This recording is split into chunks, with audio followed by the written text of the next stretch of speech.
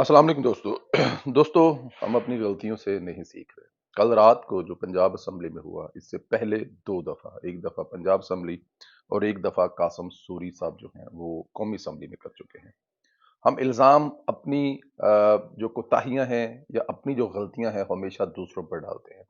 End of day पे हम फिर ये इल्जाम कि मुल्क की जमहूरियत नहीं चलने दी, डेमोक्रेसी नहीं चलने देते और बहुत सारी दूसरी चीजें हम लेके बैठ जाएंगे, लेकिन खुद हम वो गलतियां बार बार करते हैं और दूसरों को मौका देते हैं कि वो आए और हम पर हुक्मरानी करें। पंजाब असेंबली में वही तारीख दोहराई गई जो वफाक में अदम इत्मीनाद के दौरान किया था। डिप्टी स्पीकर ने रूलिंग देकर तहरीक ही मुस्तरद कर दी। कल भी पंजाब असेंबली में अचानक इत्मीनाद का वोट लेने का फैसला किया गया। इत्मीनाद के वोट के लिए चौधरी परवेज लाई को 186 गोल्डन नंबर चाहिए थे, यानी कि 186 लोग खड़े होकर इत्मीनाद का इजहार करते, जो कि रूल है, तरीकाकार है, कानून है, लॉ है, वरेवर जो भी है। जब आपके पास 186 हो तो वो जो तरीकाकार है उसको अडॉप्ट करने में कोई शर्मिंदगी नहीं होनी चाहिए या कोई नहीं होनी। आपके पास 186 है, आप बंदे अपने खड़े कर लें। लो जी अपोजिशन वालों, ए बंदे खलोते जी, तुसी भी खलो के वेख लो। उनसे कहें जी इधर ही रुके हैं, जाए ना कहाँ, या खड़े हो जाए, दिखाएं मैं आपको 186 दिखा रहा हूं।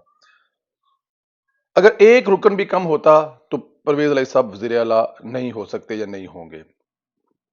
अच्छा, यूं वजीर आला का दोबारा इंतखाब किया जाता है, ये तरीकाकार होता है कि बंदे पूरे किए जाते हैं। तहरीक इंसाफ के पास 171 जो अरकान थे।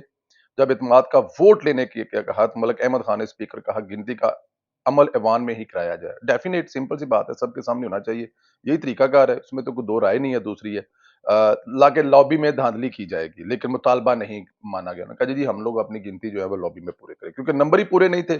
फिर शफाफ गिनती कैसे और क्यों कर कराई जाती।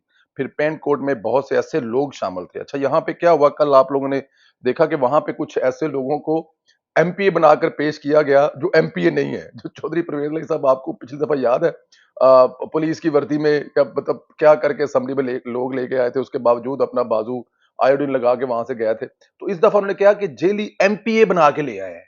कोई यार खुदा का खौफ करें, एक दफ्तर में 50 लोग काम करते हैं, तो उनको पता है कि हम लोग यहाँ पे कौन कौन से काम करते हैं। एक दिन उन 50 में आप जी 100 146 146 और 1740 जो है ले आए और 10 ऊपर से ले आए कि बंदे पूरे करने ने। साथ वाले पहचानेंगे नहीं यार।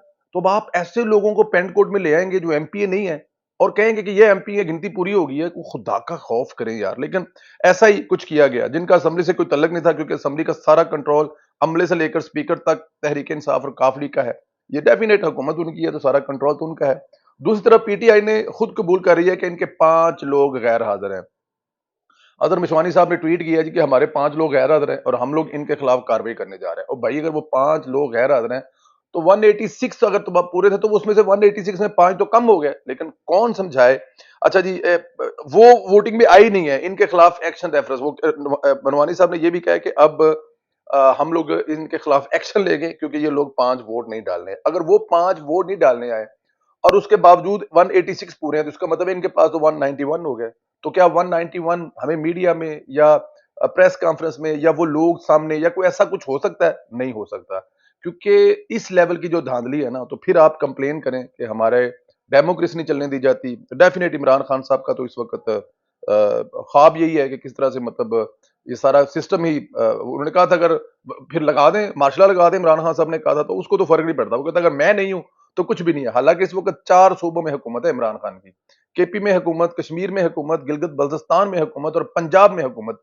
लेकिन जिद एक है कि मैं वजीर आज़म बनूं और मरकज में बैठूं। तब पाकिस्तान के इस वक्त 80% हिस्से पर इमरान खान की हुकूमत है, लेकिन कह रहा है नहीं, मैं रहूंगा तो ही सब कुछ रहेगा, वरना चाहे एटम बम मार दो और चाहे मार्शल लॉ लगा दो। जी, खुरम लगारी, मोमना वहीद, फैसल फरूक चीमा, दोस्त मजारी और चौधरी मसूद साहब ने कल वोट नहीं डाला। जब ये 5 लोग नहीं थे तो 186 कैसे पूरे हो गए? अब मामला अदालत में है। अदालत में गवर्नर के वकील ने वोटिंग पर एतराज कर दिया है। जब तक गवर्नर ये इस बात से सेटिस्फाई नहीं होगा, ये मामला लटकता रहेगा। मुमकिन है अदालत दोबारा इत्मीनाद का वोट लेने का कह दे, और मेरे ख्याल में आई डोंट नो, देखें इसको जितना खींच लेंगे ये खींचता चला जाएगा, लेकिन ये हल नहीं है। अच्छा जी, जनरल बाजवा के किए जराइम कह लें या तहरीक इंसाफ पर एहसानात, इनकी तफसील سامنے آنے کا سلسلہ جاری ہے۔ پاکستان تحریک انصاف کے رہنما فیصل واڈا نے دعویٰ کیا کہ عمران خان کی اہلیہ بشرا بی بی کی قریبی دوست فرح گوگی کی سابق army chief general Qamar Javed Bajwa کے حکم پر باہر گئی ہیں۔ جی یہ کل تک جن میں ہم کہہ رہے تھے کہ فیصل واڈا صاحب جو ہیں وہ اسٹیبلشمنٹ کے کہنے پہ یہ سب کچھ کر رہے ہیں، اور اسٹیبلشمنٹ ہے وہ ظاہر ہے قمر جاوید باجوہ تھے۔ آج فیصل واڈا صاحب یہ کہہ رہے ہیں کہ فرح گوگی کو جو باہر بھیجا گیا ہے وہ بھیجا گیا ہے قمر جاوید باجوہ کے حکم پر۔ جی دعویٰ کیا فیصل واڈا نے دعویٰ کیا کہ جنرل باجوہ کے حکم کی تابع فرح گوگی کو ملک سے باہر کی اجازت دی گئی۔ فیصل واڈا کے مطابق کہ جنرل باجوہ نے عمران خان کی اس بات کا برا مان گیا اور اسے ذات پر لے لی، لہٰذا ہم اسے اس حد تک انوالو ہے، لہذا فرح گوگی کی ملک جانا سابق آرمی چیف قمر جاوید باجوہ کے علم تھا۔ وہ کہتے ہیں جی کہ انہوں نے یہ چیزیں جو ایسی مطلب کر دی ہوئی تھی، اور پھر یہاں سے یہ بھی آپ اندازہ لگا سکتے ہیں کہ ہو سکتا ہے کہ فرح جو گوگی صاحب ہیں وہ کوئی ڈائریکٹ